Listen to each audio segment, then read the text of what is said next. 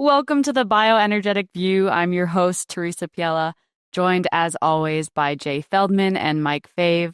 Today we'll be talking about tracking calories, whether all calories are created equal, and jumping into some listener questions regarding lactose digestion to close out the show. So from around the internet, a lot of these influencers are brand new to me, so thank you both for bringing them to my attention. Ryan Fischer, never heard of him, but I'm excited to jump into this clip.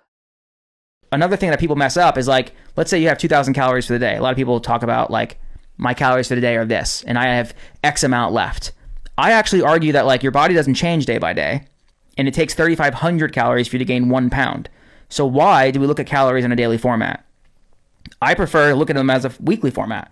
If you have 2,000 calories a day, you have 14,000 a week. So now if you eat 1,700 a day for 6 days straight, you've saved up 300 a day. That's 1,800 calories for the week. Now you can on Sunday and you can go out and eat with your friends and do a bunch of dumb shit, and it's not going to matter because your body changes every week. It doesn't change every day. All right, Mike. So this sounds like a great idea to me. Can you tell us why this is a great idea?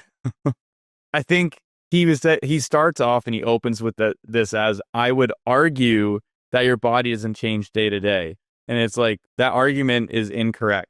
So the rest of his premise that follows after that is also to a large extent incorrect. So because as an example, we can see even within an individual meal, you have changes to the hormonal system, and you can have changes across the board to the body in multiple different ways. So from a meal to meal basis, to a minute basis, to a day to day basis, there's changes going on with the body.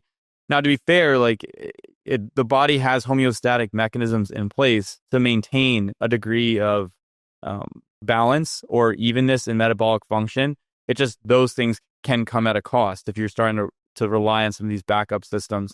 So it's in one day, is it going to, trash your system or something like this? Not necessarily. I mean, I guess it would depend on your health state and what you're doing.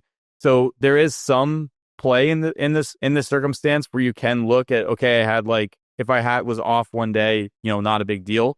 But to create this perspective, well, it doesn't really change that much in a day. So I can basically starve myself all week long and allow myself to do a bunch of like terrible things to myself on the weekend. But since I starve myself calorically, that's fine. I think is a pretty bad frame to function from. And I think this actually gets a lot of people into problems with their health, because they're like, well, I can do X, Y, and Z thing because I didn't eat this much during the week.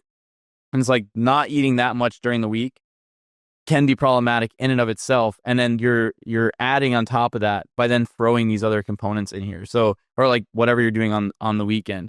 So for me, the frame is off and the initial assumption that forms his argument is incorrect.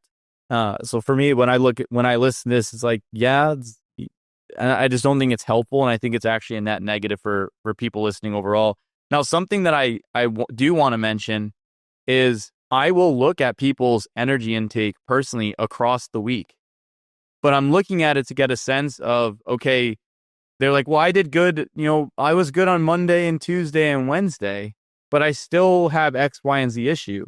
And then I can look at what was the meal intake across the week, what was the total energy intake across the week, and what happened on these individual days to try to understand why the person's experiencing X, Y, and Z. So if I can have a client who has type 2 diabetes and Monday, Tuesday, Wednesday, Thursday, they're fine.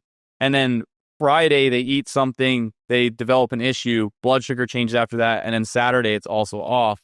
I can look at these things on a day-by-day basis and see this. And also people who I ate well on Monday, Tuesday, Wednesday, but then things got crazy and I didn't really eat enough on Thursday, Friday, Saturday, and like I still don't feel well. I can look at that and see, okay, well, your average intake overall is actually still low because you basically skipped 2 meals a day from Thursday to Sunday. So thinking about things, like breaking things out into different time scales can be helpful.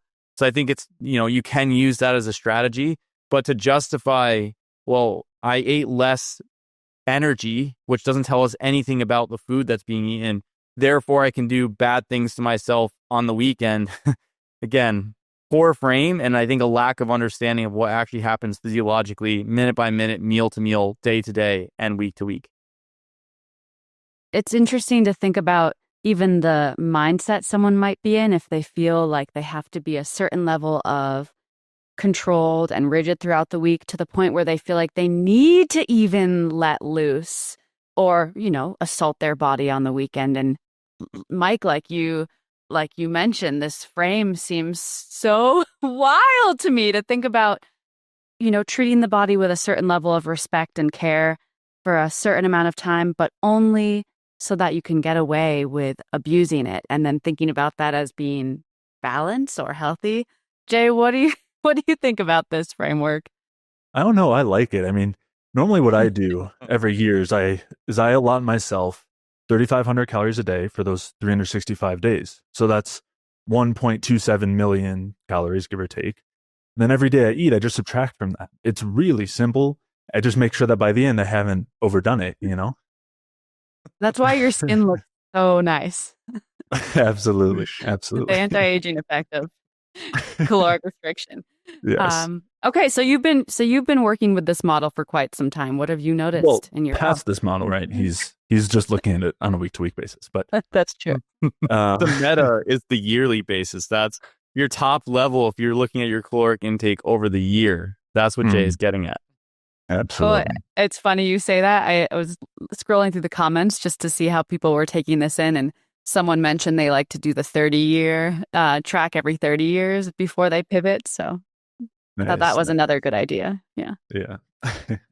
Well, as Mike was saying, I think it's just a really poor framework. And the starting assumption was that your body doesn't change day to day, but then at the end he says it only changes on a weekly basis. As if what happens is your body knows when it's Monday and then the next Monday, and it's got a calculator, just like we're doing here, and it calculates out everything that happened. It doesn't change anything. No change in body fat, no change in muscle, no change in hormones, like nothing. There's no change in detoxification, gut health, anything until the 7 days have passed. And then it decides what to do. It decides how to respond. And if there was less calories that came in, you lose body fat. It's that simple. It's this like extreme oversimplification. I think it encapsulates so much of what's wrong with how people typically apply calories in, calories out. Right? And even the people who pretend that they're accounting for the other factors that are in play with calories in, like absorption and digestion and the things that are going out, like, obviously movement is the only one that's focused on, let alone all the things affecting mitochondrial function and hormonal state, which is going to influence calories out, the state of the thyroid hormone activity, obviously thermic effect of food and your NEAT, your non-exercise activity thermogenesis. Like they pretend like they're accounting for all that, but then you hear things like this that entirely ignore all that. It's literally just this baseline assumption of you calculate up the numbers and then you figure out what happens at the end of the week. And as Mike was saying, our bodies are on a second-to-second basis responding to their environment. And so if you have a day where you eat a lot less, like let's take this to a slightly less extreme than like the year example, but just look over a week. Like if you were to say, all right, so I have 14,000 calories a week because I have 2,000 calories a day. So for 2 days of the week, I'm going to eat 7,000 calories and the other 5, I'm going to eat 0. And then you're pretending that that's going to have the same effect physiologically as if you were to eat 2,000 calories a day. And forgetting what the calories are, even if you ate the exact same meal composition and everything, those two scenarios would have very different effects on your physiology and on body composition. You'd see massive increases in stress hormones on the days that your calories are 0, that you're fasting. You'd see a massive decrease in T4 to T3 conversion. That's going to have downstream effects on steroid hormones, reproductive hormones. It's going to inherently decrease your metabolic output. It's going to decrease your energy expenditure, the amount of ATP you're producing. And then on those really high calorie days, you might not absorb all that food because you're eating all of it at once. You might put a huge burden on your digestion, end up with increased endotoxin absorption, which is going to interfere with mitochondrial function. It could affect your sleep, which keep all the calories the same and sleep 5.5 hours instead of 8.5 hours. There are studies looking at that, and there's a huge difference in body composition, as much as 40% difference in body fat loss between those two groups just from changing sleep when they're on the exact same diet. And to pretend that your body is not going to respond until it's counted up 7 days, obviously an arbitrary, like what we call a week is just an arbitrary period of time, and it's not going to respond in between there is absolutely ludicrous. And so I think this really gets at how insanely oversimplified people try to apply this calories in, calories out model, and where it falls so flat. And I think if you're actually going to try to account for all of the factors that go in, you have to get a lot more granular, as opposed to here where you just count up your calories at the end of the week. All of that, not to mention two other things. One is going out on the weekend with your friends to the bar and eating at restaurants and whatever it is, even if it's the same number of calories in alcohol and McDonald's, does not mean it's going to have the same effect as if you were to eat those calories evenly throughout the week, not from those foods. Like 3,000 calories of alcohol is very different from 3,000 calories of meat and fruit and potatoes. And it's going to have dramatically different effects on all of these different, aspects of our physiology, from gut health to liver function, obviously, to body composition. So to pretend that it's all about calories, and that if you just eat less during the week, you fully made up for any of those effects on the weekend, and those won't matter anymore, is, I think, a really dangerous and harmful message to share with people. It doesn't matter. You're not going to have a negative effect from eating McDonald's or drinking alcohol as long as you just eat less calories during the week. I mean, it's like, that is going to be worse on both ends. And that's what Mike was getting at too. Like, eating less is a huge problem. Just chronically eating less is a huge problem here. So to do that, to try to make up for, eating worse on the weekends, I think is a really dangerous premise.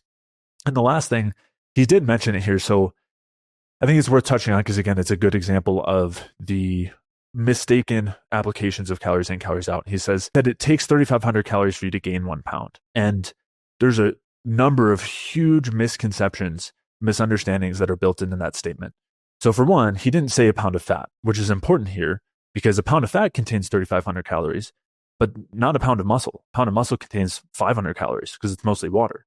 So you could say that you ate an extra 3,500 calories in a week, but if that was pure muscle, you would have gained 7 pounds, versus if that was pure fat, you would have gained 1 pound. If you actually ended up in that surplus after, quote unquote, calculating everything out. But that brings us to the other problem here, which is that eating an extra 3,500 calories does not put you in 3,500 calorie excess, because there are, Mike mentioned homeostasis. There are these intricate mechanisms that our bodies have to adapt to changes in calorie intake, even forgetting the types of foods and all the other factors. Two of the ones that are most recognized, kind of like umbrellas in the research, are metabolic adaptation and behavioral compensation. And metabolic adaptation is basically your body saying, there's more fuel here, I'm going to rev up my metabolism and burn more. And behavioral compensation is your body saying, there's more fuel here, so I'm going to move more. And it's not always intentional movement like going to the gym, although some of it is. It's like you might do a longer workout or work out a little bit more intensely. But also a lot of it is just fidgeting, moving around in your chair, tapping your foot, moving around the house. And the effects of each metabolic compensation and behavioral compensation are massive, to the point where in studies, when they look at them, they found that from overeating, the amount of weight gain is as much as 96% less than is expected from just calculating the amount of calorie consumption excess, just from behavioral compensation. So what that basically means is you ate 3,500 extra calories, and basically you burned extra 96% of that, which is 3,360, just from behavioral compensation, just from moving more, being a little bit more active. So you actually only ended up with a quote unquote 140 calorie surplus, even if you ate 3,500 calories throughout the week. Again, that's like in some of the studies that's shown to be that much just from the behavioral compensation. So to pretend that there is 3,500 calories in a pound of fat, so if you eat 3,500 calories more by the end of the week, you have gained a pound of fat, is ignoring the vast majority of physiology that exists.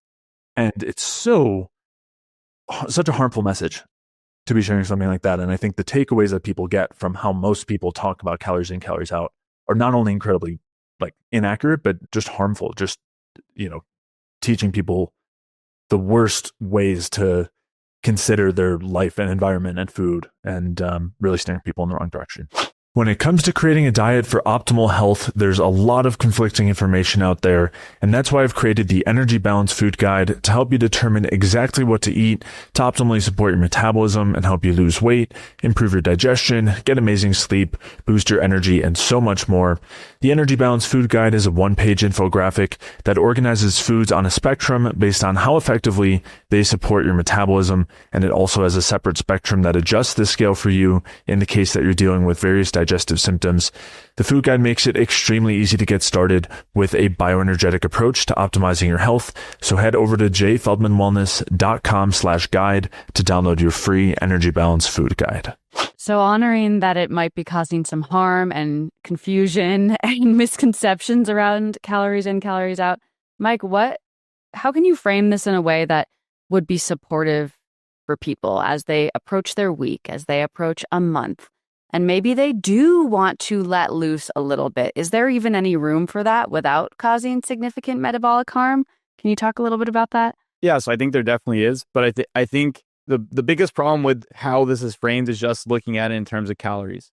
So while calories can give you a rough estimate of energy that you're getting from different foods, because they're hard to compare by other metrics, that's the only thing it can give you. And even then, it's a rough estimate. It tells you nothing else about any of the different foods that you're eating on a regular basis. And in terms of there are a multitude of effects on the body, and also the body's adjustments to its metabolism and utilization of these different food sources in different contexts. So it's basically like thinking about it this way, this whole perspective is almost useless in terms of trying to understand health. Maybe from weight loss for a period of time, it may be helpful if you're younger. You may see an effect there, but otherwise, like from a health perspective and from a total metabolic perspective, I think it's pretty absent or missing quite a few pieces.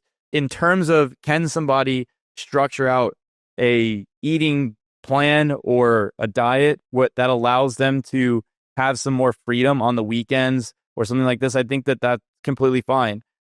Now, freedom in terms of like, I'm going to get blasted drunk and then eat McDonald's at 1 o'clock in the morning. Mike, don't you dare. I don't think that is necessarily a good idea for anybody who's considering health. But for somebody who has, even when I'm working with a client, setting up something during the week where they have a general idea of how their meals or how their diet's going to look, so that they can just run that on autopilot while they're working, while they're dealing with kids, whatever's going on, fine. And then the weekend, yeah, you could set something up that will allow you to have a bit more freedom and still maintain health and not gain weight and things like this. So it's a matter of how you're structuring the diet out there. And I don't think you have to starve yourself all week long so that you can binge eat on Sunday. And I also think if you ate a normal diet all week long, you wouldn't want to binge eat on Sunday or Saturday or Friday anyway. For most people I work with, they're just like, can I go out to dinner with my spouse on Friday night and have a glass of wine? And it's like, sure, that's completely fine. Again, like if you have serious issues going on, maybe for a period of time you want to get to a better space before you do that. But for most people, those things aren't the prime drivers of their negative effects on their metabolic health or components like this. It's more likely that running this dietary setup over the course of your 20s and getting blasted on the weekend and starving yourself all week long leads to worse problems that then have to be corrected before you can go back to a more normal setup. Mm-hmm. Yeah, the second clip ties right into this interesting lens. Jesse James and Jeff Nippard. You guys are seriously exposing me to everything I need to learn in this world of influencers and bodybuilders. But this clip on if calories are all created equal, let's jump in. All calories are equal. Myth or true? Part of me wants to say it's true, but I also know like it's not. In terms of carb v carb, carb has sugar, carb also has sugar. I think it's generally gonna do the same damage, but there's nutrients in this, food dye in this. So they're not equal in terms of health, but in terms of calories, they are equal. Like this is 110 calories of Sour Patch, 110 calorie apple. It is equal. When it comes to weight loss, they would actually be the same. Your body responds to calories in versus calories out. If you eat in a caloric deficit, you will lose weight. But the problem is, you're so much more likely to overeat on this. Practical good takeaway from this is if you eat a little junk food, as long as it fits within your caloric targets for the day, it's okay. I'm okay with going half myth on this one. I think your intuition was right on that one. Okay, Jay, so we're back with framing everything in this simplistic, narrow lens of calories being just calories. Can you talk more about maybe how an apple and were those gummy worms, sour gummy worms? I think it was Sour Patch Kids. Okay, Sour Patch Kids. Can you talk about some of the effects we'd expect maybe basing a meal around something that's like apple and meat based, and maybe like meat and gummy worms, Sour Patch Kids. I think it's a great example. I think it was like, they picked a really good example here to center this around and ignore what's really at the core of the question. And they kind of skirted around the question a little bit too, it was kind of funny to see the way they answered it, right? It was like, the question was like, are all calories equal? And, he picks up the apple and says, well, this has 110 calories, and picks up the Sour Patch Kids and says, well, this has 100% calories. So they're equal because they have the same number of calories. But that's not the question here. The question is, are they equal in terms of their effects despite having the same number of calories? That's what we're trying to get at here. It's not, do they have the same number of calories? It's, are those calories equivalent in terms of their effects? And then we get into this apple and Sour Patch Kids question, and it's like, they'll both do the same damage because they have sugar. The sugar is going to do the same damage in both cases. But apples have nutrients, whereas Sour Patch Kids have food dye. So on a health standpoint, they're different. And I don't know if Jeff was intentionally avoiding that part of the question of talking about whether there's a difference in health, because he only responded in this, at least in this clip, which was obviously cut from the original video. The response was only in regard to weight loss. I'd be curious to know if he just totally skirted around the question of whether there's a difference in terms of health, but not weight loss. He did mention that the difference would come because the Sour Patch Kids are more likely to make you eat more, which is always what they default to. But I would love to kind of drill down and actually know whether he thinks that there's literally no difference in terms of health between the two because they're equivalent in calories. But in any case, when we're actually talking about the differences there, I think it's even there's the simplified, well, one has food dyes and one has nutrients, is also getting at how that is not everything here in terms of the differences between apples and Sour Patch Kids. And I know that wasn't necessarily their take, is like, let's compare and contrast these two things. But this idea that both are going to cause damage because of the sugar, it sounds like, we had a little bit of Robert Lustig, peeking his way through here, sharing that piece. But you have this beneficial effect of nutrients in apples is missing so much. So when it comes to apples, we do have beneficial effects in terms of micronutrients. We also have some fiber in there and polyphenols, and both of those have a number of benefits too, and have anti-inflammatory effects and benefits on the gut and all the rest. But also, it's nowhere near as simple as just because it has more nutrients, it is healthier, and because the Sour Patch don't, they're not healthier. Obviously, food dyes aren't great. We want to avoid those, but I think it just shows the lack of nuance here, because for some people, I would argue that an apple could be worse than Sour Patch Kids. That was my thought. Yeah. Yeah. If they have a major bacterial issue, let's say, they have SIBO, they have problems with digestion, and you're eating a really high FODMAP food in an apple, feeding bacteria, you're getting bloating, gas, endotoxin, that could be worse than the Sour Patch Kids. And, we talked about the sugar diet in those last couple of episodes. And I think that's part of why a lot of people had benefits on it, was they were cutting out a lot of potentially irritating foods, even though it could have included, that they were still eating apples. But I think what we're seeing here very clearly is a lack of depth in terms of really getting at what's important to understand in terms of differences between foods. And that is, again, one of the biggest disservices of this calories in, calories out method and approach, and what people are sharing, is that people are going to walk away from this clip and say, as long as I have the same number of calories and I don't overeat from eating the Sour Patch Kids, doesn't matter. Literally doesn't matter. And it's such a disservice. And obviously, I think something that we see with the people who are of this belief, and kind of like Layne Norton-esque people, and of course Layne Norton himself, is that they would see so quickly how much that isn't the case if they worked with the type of clients that we work with. Like, you could never take on that belief if you were seeing what we see. Like, I think, the type of people they're working with are just, I want a six pack, I want to lose weight, whatever it is. But when people are dealing with the severe health issues that we see, I mean, you can never get away with this idea that there's no difference between these outside of the number of calories that they have. Like, you wouldn't get anywhere. So I do have some other thoughts here that I'd like to share, but I'll let you hop in, Mike, because I'm sure you have a lot to say too. So the biggest piece is just this focus on calories, as if they're not an abstract concept that just gives us an estimate of food intake. So when we look back and we look at the actual true definition, we see the amount of energy needed to raise 1 milliliter of water by 1 degree Celsius. So the calories between Sour Patch and an apple are the same. Yeah, they're exactly the same calories. But this is an abstract average, a way to gauge energy, and nothing else about the food. So the question, and you got to this point, Jay, is the question is, are there different effects of Sour Patch and apple on the body if the calories were kept completely the same? And the answer is yes, there are different effects. There's 100% different effects between both of those foods. And it's contextually dependent, as you guys pointed out. If somebody had issues digestively, maybe the FODMAPs and the imbalanced glucose to fructose ratio on the apple wouldn't be ideal. But when you're looking at a food, calories is like the most basic surface level thing to understand. Say, okay, it's roughly this much energy. That's it. After that, we want to know what's the macronutrient breakdown. What's the nutrient density of the food? How does that food impact the GI tract? How does it impact the microbiome? What are its effects on the hormonal profile? What's its effects on inflammation, the immune system, on the circulatory system, etc.? So instead of just focusing entirely on, well, as long as you have an appropriate energy balance in terms of calories in, calories out, in terms of weight, we want to look at this middle piece that's adjusting calories in, calories out, and that is adjusted by the specific food itself. Because when you take in a food, it's not just calories in, right? You're not just getting an input of calories and you have an output of calories. Like you can't account for things in this sense, and that's one of the things that we talk about.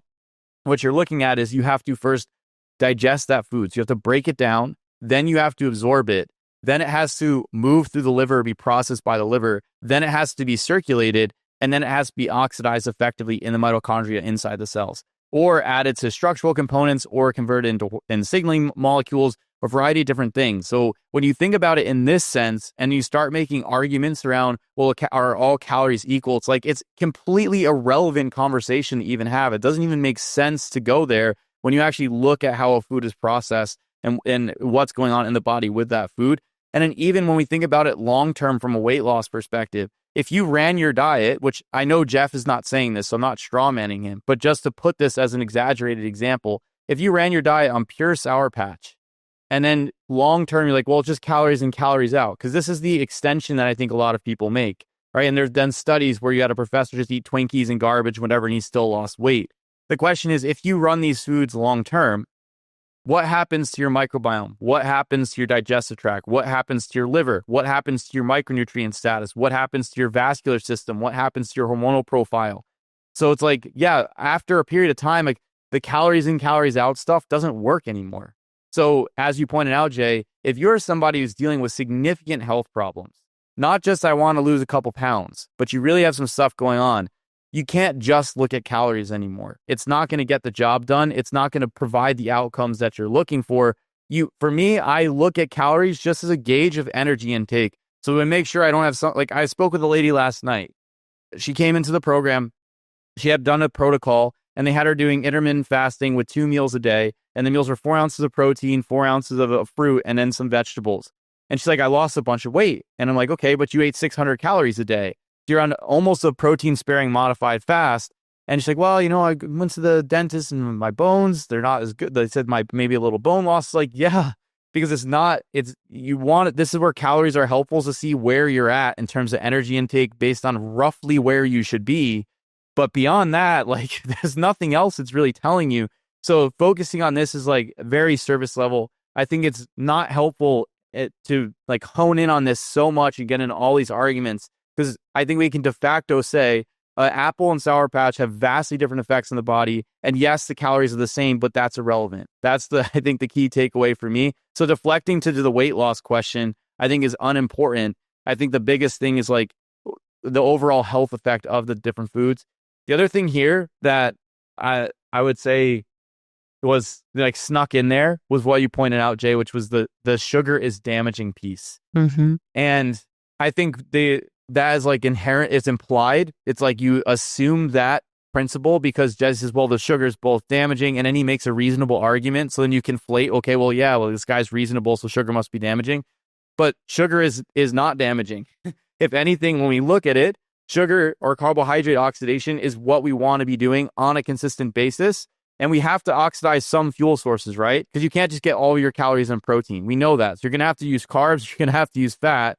So to just say, well, sugars, carbohydrates are damaging, I think completely misses the point. And when you look at the mechanisms, you see the change in the NAD plus NADH ratio. You see the change in the CO2 production compared to fats. You see the decreased ROS production inside the mitochondria, the better utilization of oxygen with more ATP produced per unit of oxygen. You see the lowering of the stress hormones, and you see the increased conversion to active thyroid hormones. You start to say, well, maybe sugar isn't so toxic after all. Maybe sugar actually has beneficial effects all together through multiple mechanisms. And we want to get enough carbohydrates in our diet so that we can function appropriately. And we want to choose foods that allow us to get our carbohydrate needs with adequate nutrients that don't have industrial additives like Sour Patch, that have beneficial effects on the microbiome, and that can actually restore metabolism and don't tag the liver or the circulatory system or trigger inflammation in any type of negative way. So for me, those are more the questions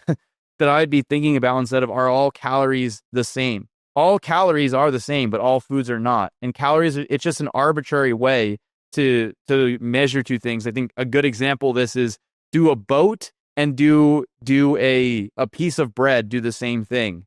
Oh, they don't, but I can equivocate loaves of bread in monetary amounts to a boat. And I'm not going to be able to understand what the function of a boat or a piece of bread is. So calories are the same thing when you're looking at foods.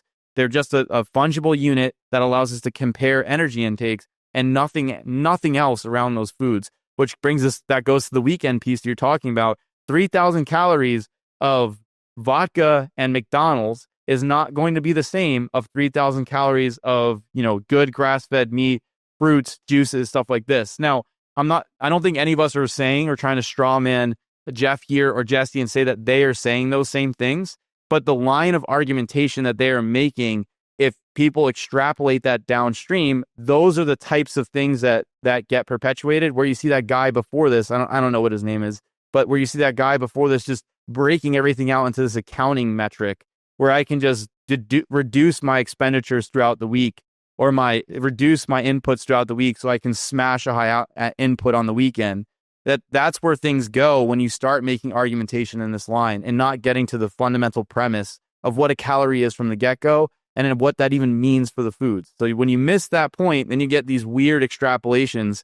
And I think that's why we want to address these clips so that we don't have people doing this. The last thing I want to say is, in the bioenergetic sphere, I do see people saying, well, calories don't matter at all. And I push personally, at least, you guys may feel separately from me, but I push back on this a little bit because I think it's helpful to have a way to at least try to gauge food intake, just roughly. So I know where you're at. So I know you're not in a huge surplus and it's like, I'm eating 5,000 calories a day and I'm gaining weight. What's going on? So I can at least see that. And also I'm eating 600 calories a day and I feel terrible and, I'm losing muscle tissue. What's going on? So I like to see it from that perspective. But beyond that, it's not really that. There's nothing else that you can gain or glean from that. After that, it's all the other components. And yeah, this is where the energy toxicity things, you can say somebody will develop metabolic issues from pushing really high caloric intakes on a consistent basis over time. They're gaining tons of body fat from doing that. That will happen. But, most people's problems aren't that they just plowed 5K calories every day for an extended period of time. Most people are dealing with other things related to other components of food. So I would keep that into perspective. I'm making this point because what you talked about with Lane J, where it's like, oh, everything's just energy toxicity. And it's like, it's such a basic theory that is so easily, number one, corrected, and number two, is not most people's problems, that it's just even insane to try to centerpiece that for people's issues, especially, again, when we look at what calories actually show us about individual foods. It's definitely a simplified perspective if someone's only thinking about, okay, let's tailor everything for weight loss. But as Jay mentioned, most people are in pretty abysmal shape, and it's, they don't have the luxury of having this oversimplified view. Jay, what were you going to add before we jumped back? Well, I mean, definitely a number of things that Mike mentioned. And I think one that we're getting at here is this separation that they have between weight loss and health, which for one is, the vast majority of people we're working with are people who were dieting without regard to their health, right? It was orienting their diet and lifestyle toward weight, not toward health.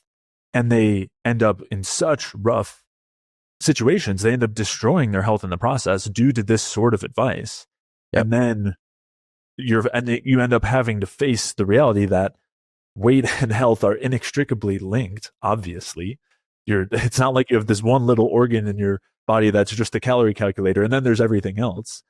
It's like there's so much going on with I don't even want to say nutrition. It goes so far beyond nutrition. It's nutrition and sleep and stress and all of the rest. And obviously the nutrients and the polyphenols and your digestion and your thoughts. And all of those affect not only health, but also weight loss. And I think what we should be, the way that I like to frame it at least, is that weight loss should be a byproduct of improving our health as opposed to the primary goal. And when we have weight loss as our primary goal, it typically ends up coming at the cost of our health. And then we end up with a short-term fix, short-term weight loss that leads to not long-term sustainable or physiologically sustainable weight loss because we end up regaining it, but then B, also other health problems as a result. So I think that's the biggest issue I see with that sort of framework. I mean, you heard it here. Jeff was saying, your body responds to calories in versus calories out. And at that point, we're just coming back to that same first clip. Like that is the exact same framework that we're having. And it's like, so your body doesn't respond to any other inputs in your environment. It literally just responds to calories. That's the complexity of our view. That's what we think the human body is. It's insane. It's so insane. So yeah, I mean, I think that we want to consider how the other aspects of our environment affect gut health, inflammation, mitochondrial function. And when we account for those things and we eat a diet that is healthy and has the proper amount of fuel, which yes, we measure with calories because that is the best measure that we have for it. And that's fine. It's good for that. That's how it's useful.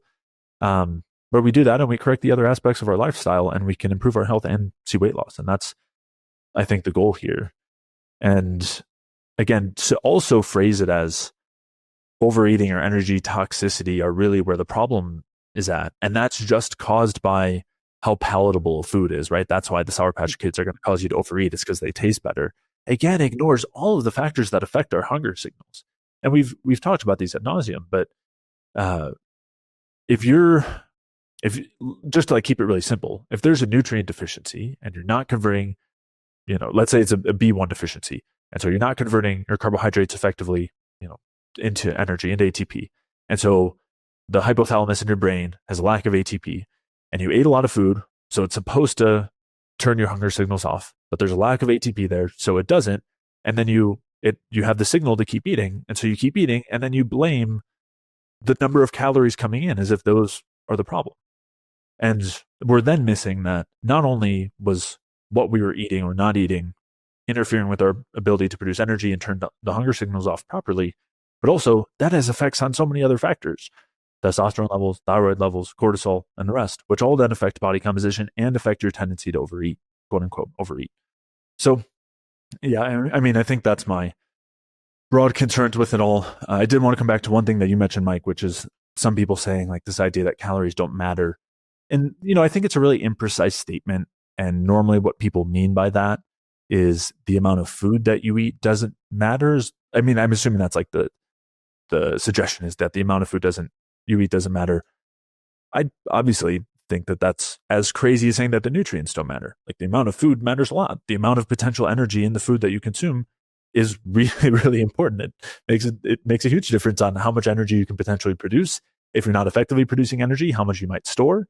I mean, it obviously matters a lot. So yeah, I think that's just a consequence. You see that in every camp other than Seco, of course. You see that in the low carb sphere as well. And I think I think on one hand, sometimes it's people just saying things as they often do. But I think there's also an aspect of truth in the idea that we shouldn't have to excessively focus on calories if when we get to a better state of health where we don't need to calculate our calories for the week and then make sure that we're staying at the exact amount every day.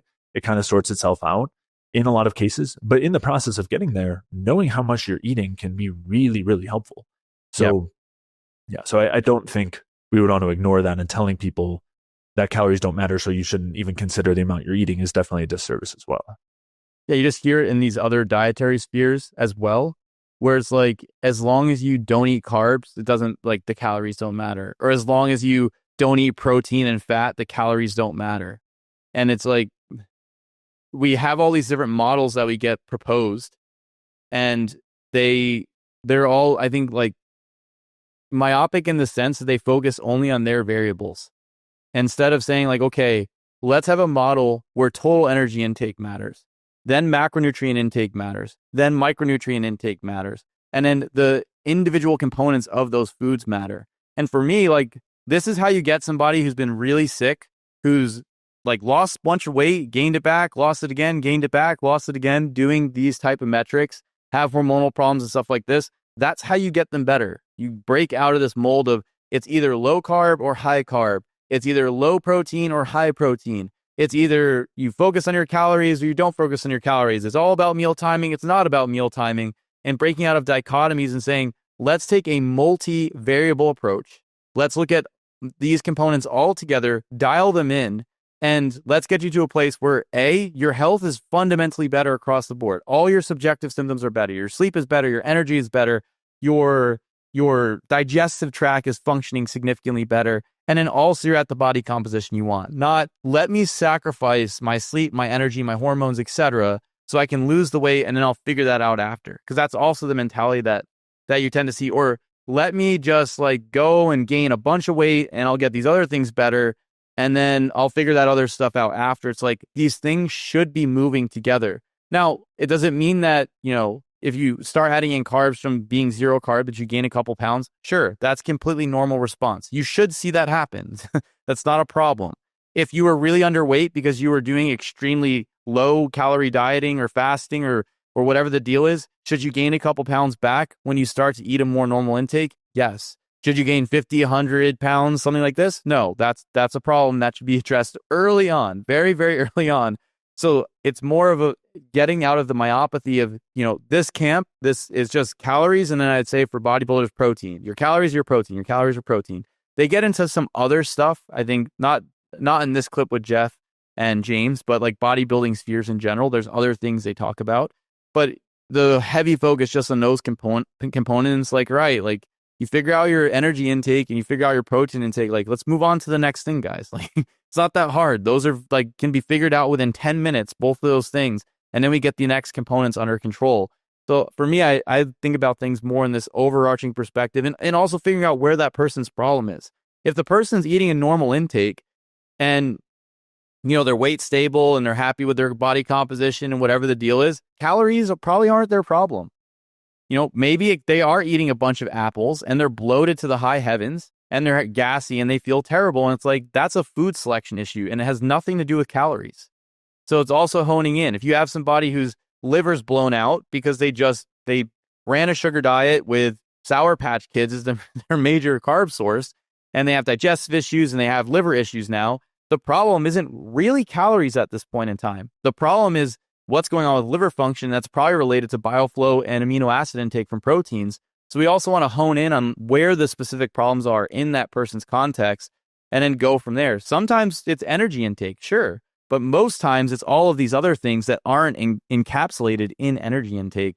And so this energy toxicity thing, and it's just about calories and all this type of stuff, I think it just creates a myopy for people that hones them in on this one thing. And then they're like, I don't, you know, it creates weird takes and problematic adjustments, not necessarily because Jeff or James are saying for people to do that, but people are making extensions off of their statements that have these longer term ramifications or these altered outcomes and stuff like this. So I think that's why it's important to actually push back on some of these components, because your point, Jay, that if you have somebody who actually is really sick or has a lot of health stuff going on and has already done these diets, which is, I'd say for all three of us, the people we work with, we're not working with, you know, your 18-year-old who's like, I want to get a 6-pack.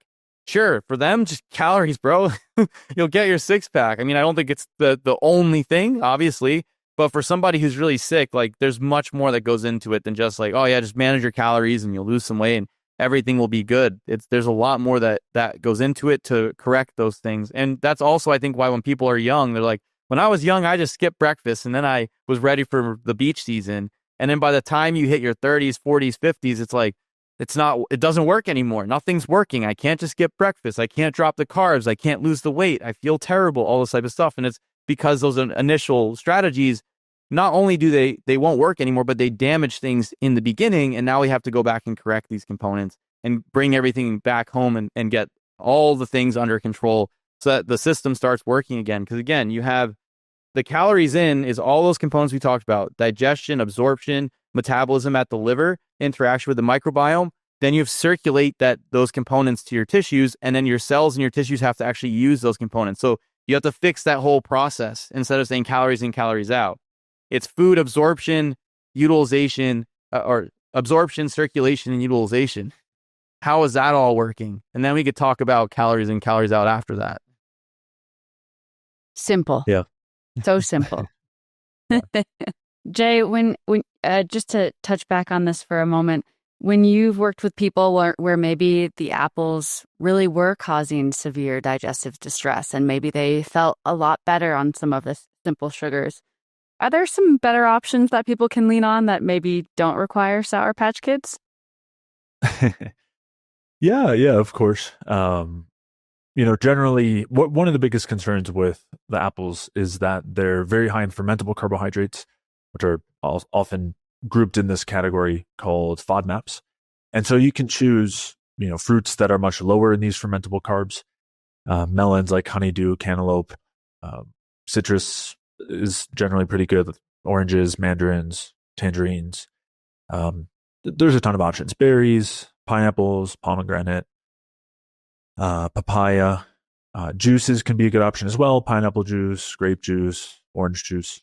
You would want to be careful with something like apple juice, for example, which does have a lot of those fermentable carbs too. Honey and maple syrup can often be good options. We did a pretty extensive energy balance podcast episode talking about FODMAPs. So I'd recommend people to listen to that one because there's also some nuance in there that's a little bit too deep to go into here.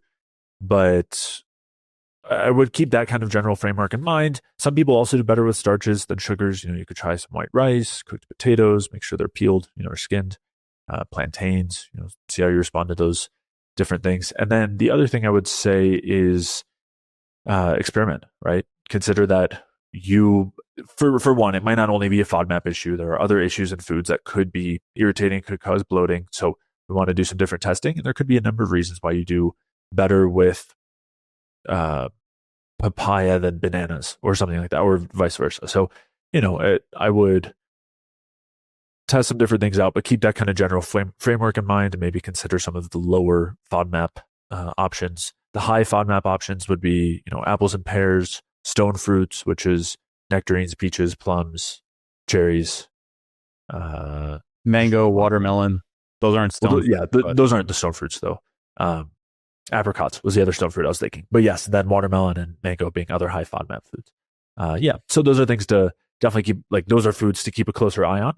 Doesn't mean that these are bad foods or that we generally want to avoid them. In fact, if we digest them well and we don't get the bloating and gas and everything, they can be really beneficial and support a healthy microbiome. So we don't want to avoid them if that's not the case. But if you're dealing with bloating, gas, either shifting between kind of having that swing between loose stools and constipation, which is a really common presentation, kind of like the IBS type presentation, or if you just lean in one direction or the other, then I would be especially careful with those types of foods. Mike, anything to add before we shift to the Q&A? I think the only person I've ever seen do exceptionally well with dried mango is Jay. And my husband, actually. And your husband, bags of dried mango, and I'm shocked I can get away with it. I mean, I wish I could eat dried mango like that, but the bloating from it is just, it's a lot. And a lot of people I work with too, same thing with the dried mango. I know this is a tangent, but it's kind of funny because I tell people, I'm like, there's only 2 people I know who eat dried mango, and one of them is Jay. Well, you can add to that list. I mean, my wife falls in that category. I've got a number of clients who do well with it, but it is definitely in the iffy category. I also think there's a quality issue there with a lot of dried fruit. And that's also the case with dried mango. If you're getting, and this isn't everything, even with fully ripe, good quality, some people can have issues, but a lot of the dried mango, it's sour and really fibrous. And sometimes that can be worse too. And there's different varieties of mangoes, some that are much higher in fiber and lower. So a lot of possibilities, but I guess I'm one of the chosen ones. So yes. Lucky you. So for today's Q&A, Daniel PR4UK was asking, if lactose by itself causes issues, what's best to pair it with to improve its digestion? We had another listener chime in, but do you guys want to talk about that first before we start to dissect what this listener added to the conversation? Mike, what's your thought there? I think there's a couple things. I think it's not just about pairing lactose with something to improve it. And it depends on where you're coming from. I think your context is important. So if you're somebody who hasn't really had dairy for a long time, then the first thing to do would be progressively and slowly increase your lactose intake so that the intestine can start to get used to either if you do produce the lactase enzyme. So some people are heterozygous for lactase production. Some people are homozygous. Some people homozygous to produce lactase, and some people don't produce lactase at all.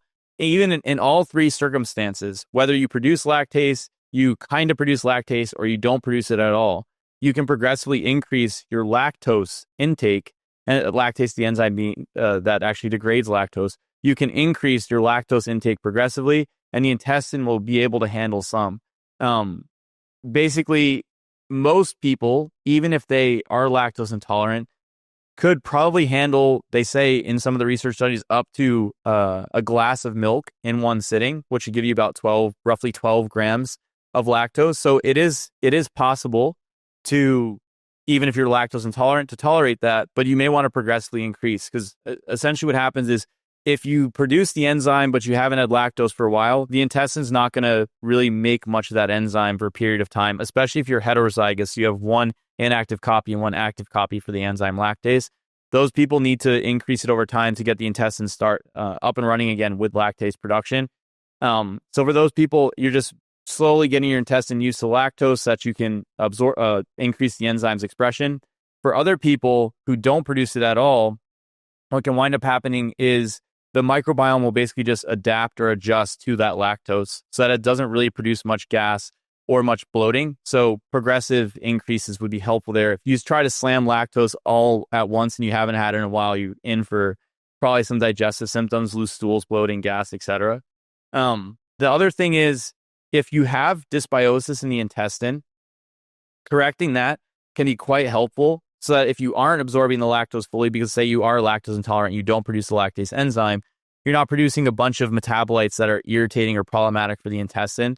And certain bacteria are pretty good at helping with lactose metabolism. So in the research, they talk about Bifidobacterium animalis and then different lactobacillus species, as well as certain fermentable carbohydrates can actually help shift the microbiome so that you have bacteria in the colon that will ferment the lactose without producing tons and tons of gas and digestive issues. So those are specifically galacto-oligosaccharides, which those are found in legumes or supplements. I prefer not to use the synthetic fibers quite as much, or like these added fibers. A lot of people get digestive issues from them. But shifting the microbiome, potentially trying some of these probiotic options just for a short term, if you're transitioning to trying out dairy, that can help. Or even some people find using a little bit of fermented dairy can help them to shift the microbiome to tolerate dairy as well, so you don't even have to take a probiotic. The other thing is, if you have intestinal dysfunction in general, so say you have SIBO, or say you have celiac disease, or you have tropical sprue, gastroenteritis, irritable bowel disease, IBS, these types of things, where you essentially have damage or irritation chronically to the intestine, especially in the more serious cases, you can flatten the microvilli in the intestine, which are present to actually produce the lactase enzyme at the brush border. And then also they are involved with the absorption. If those things are going on, you want to fix those before you try introducing a bunch of lactose, because you're not going to absorb it because of that damage. And also, if you have SIBO, where you have bacteria high up in the intestine, that can create an issue for tolerating lactose.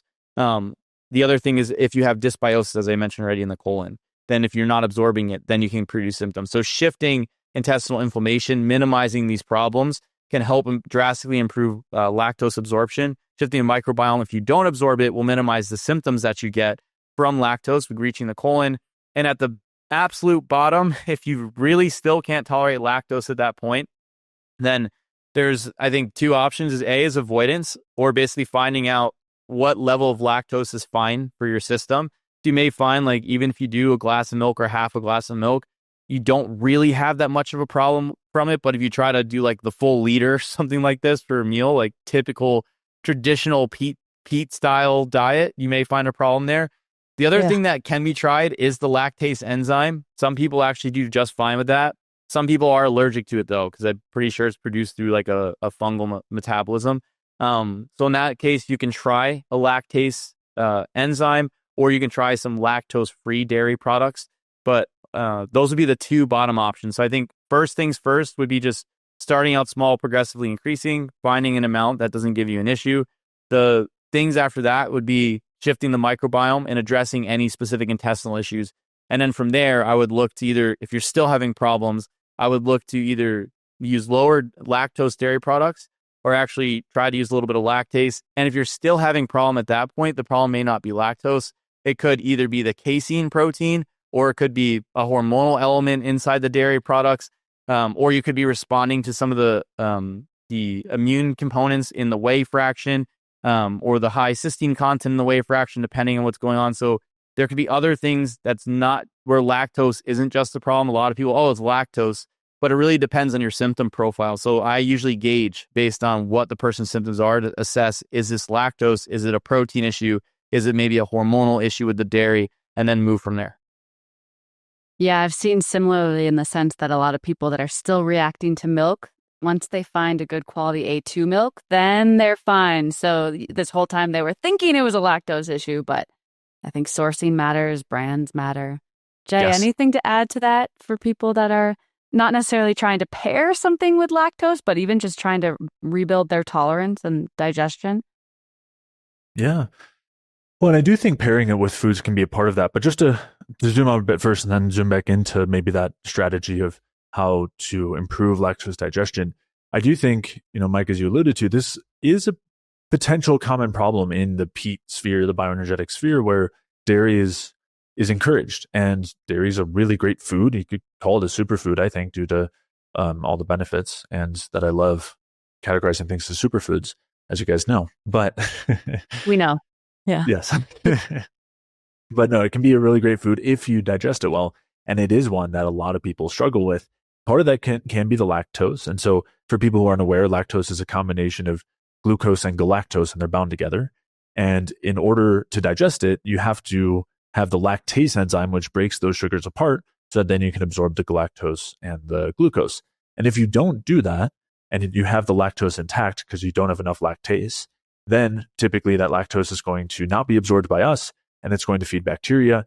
And that's typically where you can run into issues like gas and bloating and gurgling and discomfort after having high lactose foods, which typically it's milk. Like, when we're talking cheese and yogurt and cream, those are very low in lactose, typically don't cause a lactose issue, which is also a bit of a clue, because if you do well with those, but you don't do well with milk, then that could be a sign it's a lactose issue. Whereas if you aren't doing well with any forms of dairy, that could be a sign that it's not actually a lactose issue, or it is a lactose issue, but it's also an issue with something else.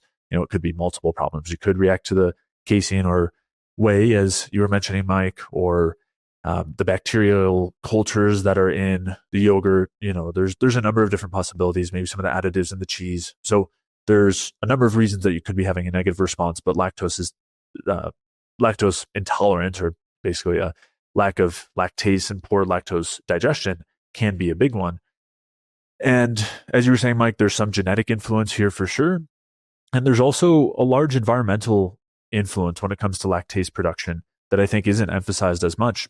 And there's really cool research on this showing that there are a number of things that can decrease your lactase production. Again, this is the enzyme that helps you break down the lactose and absorb the galactose and glucose.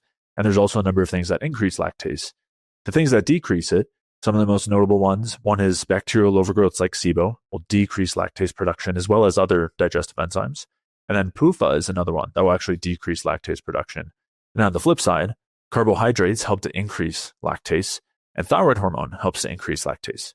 Again, that doesn't mean if you have lactose intolerance, just supplement with thyroid hormone, but doing the foundational things that help to improve your state in terms of the thyroid health can help a lot here. So those are some things to keep in mind, that even if you don't change anything about the type of foods you're bringing in, you can improve your lactase production just by getting your thyroid health up, improving your gut microbiome, eating a low PUFA diet, and eating enough carbohydrates. And so those alone could be enough.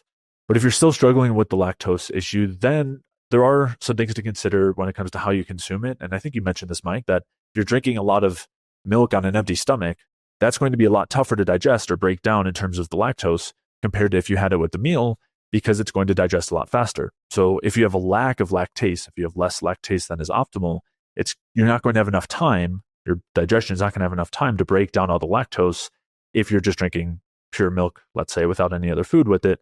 So you're going to be more likely to have some of these symptoms.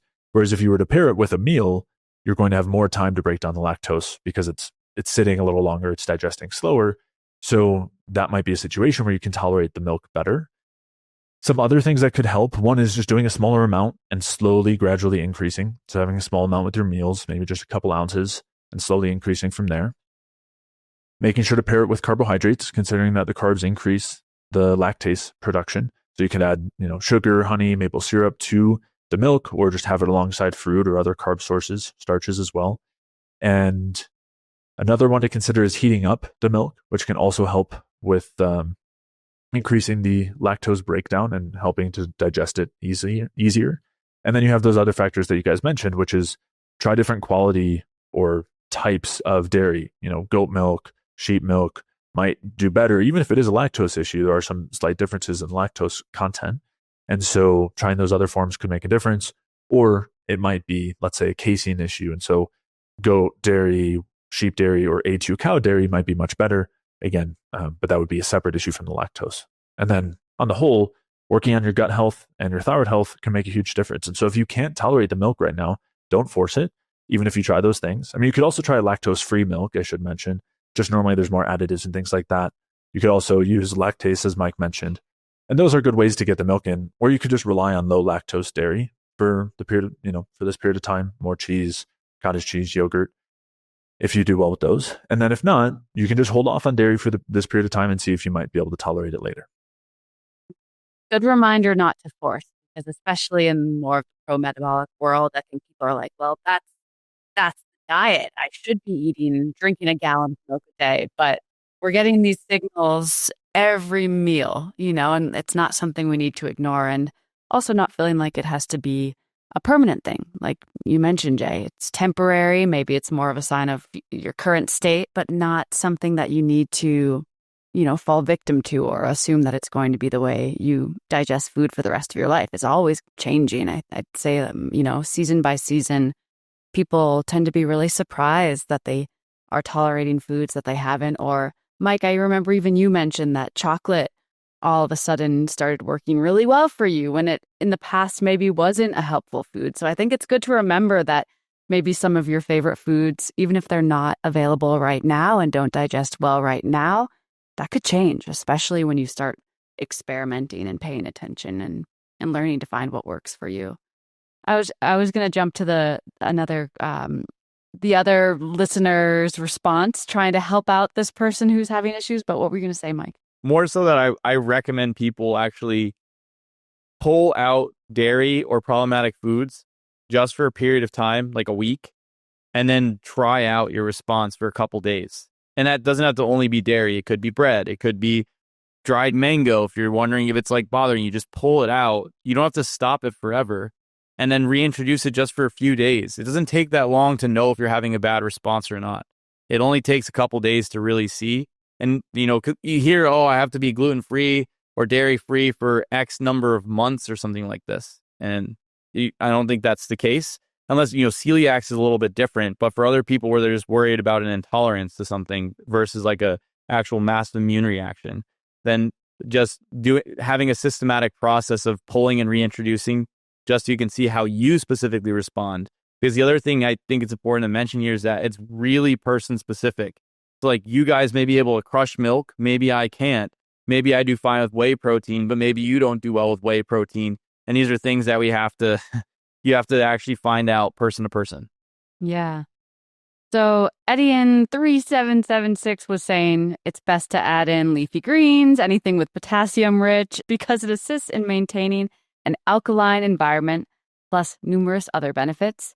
digestive enzymes, prebiotics to feed the good gut bacteria, and slippery elm to coat the digestive tract about a half an hour to an hour before eating to protect the intestinal tract from leaky gut. So yeah, Mike, you were saying that this is what you did when you were adding milk back in? Mike wrote that comment. That's actually my burner account. And no shame to Eddie, and I really do appreciate, I mean, I think trying to help others based on what works for you is such an admirable thing. But again, honoring that we are all a little bit different, and maybe some things we'll read on the internet might not be actually helpful. So, Mike, what in addition to the leafy greens, what have you found to be helpful? For the lactose specifically, I don't think I would do these things. Okay. Leafy greens, I don't think is going to make a massive difference for lactose digestion. Digestive enzymes, if they specifically contain lactase, could be something that'd be helpful, but otherwise, like pancreatin or something like this, which would be what I would typically go for, not the fungal enzymes, I don't think is going to massively help with lactose digestion. Prebiotics, I wouldn't use necessarily here, and unless you are specifically using something with galacto-oligosaccharide, which has been known to help shift the microbiome, but I wouldn't go, that wouldn't be my first option. As I mentioned, the synthetic or isolated fibers can be quite problematic for a lot of people, especially if you have GI issues. Going to that first, you're more likely to just wind up more bloated and gassy. And then slippery elm, if you had maybe irritation to the stomach or the esophagus, could potentially be helpful there.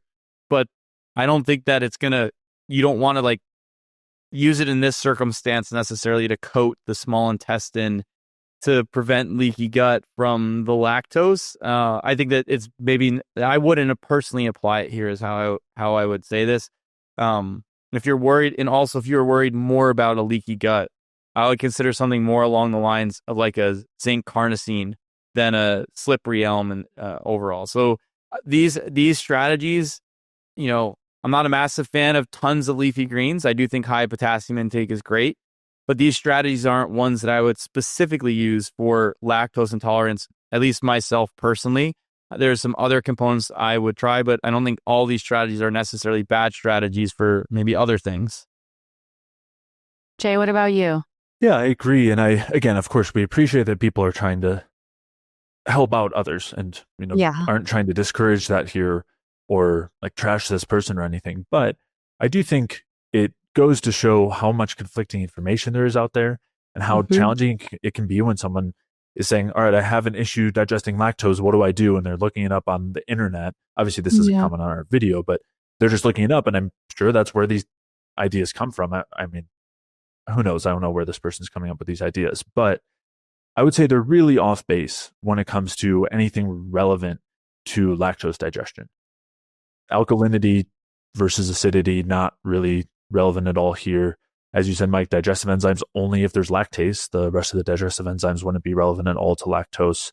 Prebiotics, again, outside of the GOS, not going to make a difference here.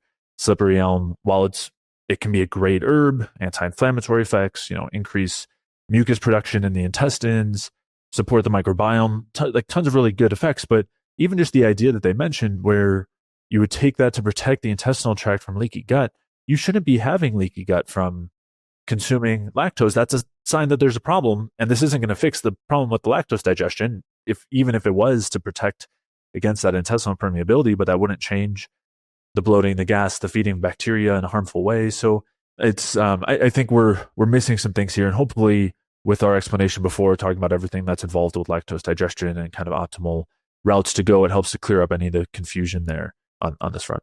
And still a big thanks for the good intention of wanting to help out. And maybe we can keep things a little bit more simple for, if someone is having real issues. But let's close out this episode for today. Mike, where can people find you? They can find me here at the Bioenergetic View and Energy Balance podcast, as well as on my own YouTube channel, Mike Fave, and my website, mikefave.com. What about you, Jay? Head over to jayfeldmanwellness.com. Tons of free resources there for you guys to check out. And then, of course, here on my YouTube channel. Awesome. And you can find me at livingrootswellness.com, also on Instagram, and then my tapping and brain rewiring app, Tapping with Tea, or wherever you download apps. And yeah, thank you everyone for listening, and we will see you in the next episode.